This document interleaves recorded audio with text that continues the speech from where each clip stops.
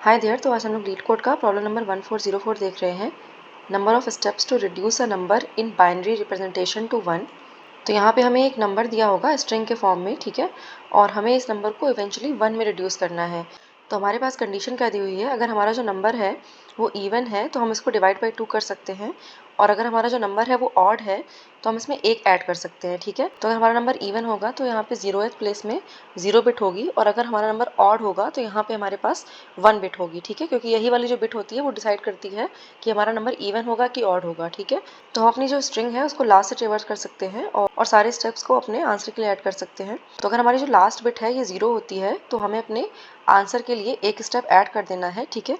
और इसके बाद हमें अपना जो नंबर है वो डिवाइड बाई 2 करना है, मतलब कि हमें अपने इस नंबर को राइट शिफ्ट करना है एक बार। तो हम अपने इस वाली बिट को स्किप कर देंगे और अभी हम जो हमारी नेक्स्ट बिट है उस पर आ जाएंगे, ठीक है। और अगर हमारी जो लास्ट बिट है वो 1 हो जाती है तो उस केस में हमें अपने नंबर में 1 ऐड करना है, ठीक है। तो जब भी हम अपने नंबर में 1 ऐड करेंगे इसका मतलब कि हम लास्ट वाली बिट को 0 कर रहे हैं, मतलब कि उस वाली बिट को स्किप करके आगे बढ़ रहे हैं, और जो अपनी जो नेक्स्ट बिट है उसमें हम 1 ऐड कर रहे हैं, ठीक है। तो हमारी जो नेक्स्ट बिट है वो भी हमारी या तो 0 हो सकती है या तो 1 हो सकती है। तो यहाँ पे instead of adding the bit हम एक कैरी लेकर के चल सकते हैं। तो अगर हमारे पास ये जो लास्ट बिट है वो 1 हो जाती है तो हम यहाँ पे कैरी की वैल्यू उठा करके 1 कर देंगे, ठीक है।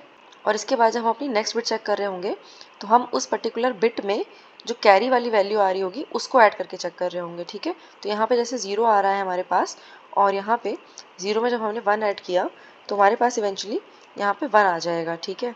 तो इसका मतलब कि हमारा जो नंबर है अभी भी वो ऑड नंबर है, इसलिए यहाँ पे हमें फिर से एक 1 ऐड करना पड़ेगा, और इसका मतलब कि हमें अपने कैरी के लिए यहाँ पे फिर से एक 1 लेकर के चलना पड़ेगा, ठीक है। तो यहाँ पे अभी कोड देखते हुए इस क्वेश्चन को समझते हुए चलते हैं। तो हम एक आंसर वेरिएबल ले लेते हैं और एक कैरी वेरिएबल ले लेते हैं, ठीक है। और अपनी जो स्ट्रिंग है इसको एक एरे में कन्वर्ट कर लेते हैं। तो हम अपनी जो लास्ट बिट है उससे अपनी एरे को ट्रेवर्स करना शुरू करेंगे, और जब तक हमारे पास आई की वैल्यू ग्रेटर देन 0 है तब तक हम यहाँ पे अपनी बिट्स को ट्रेवर्स करते रहेंगे। तो अगर हमारी जो करंट बिट है if it is equal to 1 तो हमें अपने कैरी में 1 डाल देना है, ठीक है।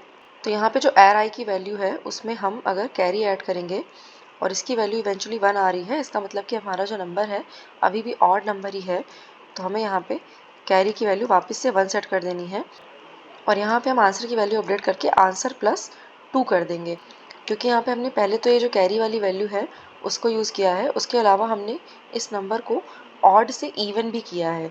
तो यहाँ पे हमने 2 स्टेप्स परफॉर्म किए हैं, एक एडिशन और उसके बाद हमने उस नंबर को डिवाइड बाई 2 भी किया है, ठीक है। तो ये जो 1 बिट है हमने हटा दी है, तो हमारा जो नेक्स्ट नंबर है यहाँ पे प्रोसेस करने के लिए 110 बच रहा है, ठीक है। तो इस वजह से यहाँ पे हम 2 ऐड करेंगे, और अगर ऐसा नहीं है तो हम अपने आंसर के लिए सिर्फ 1 ऐड करेंगे, ठीक है।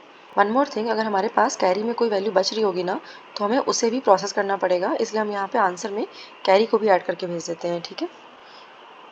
तो अभी इसको सबमिट कर लेते हैं।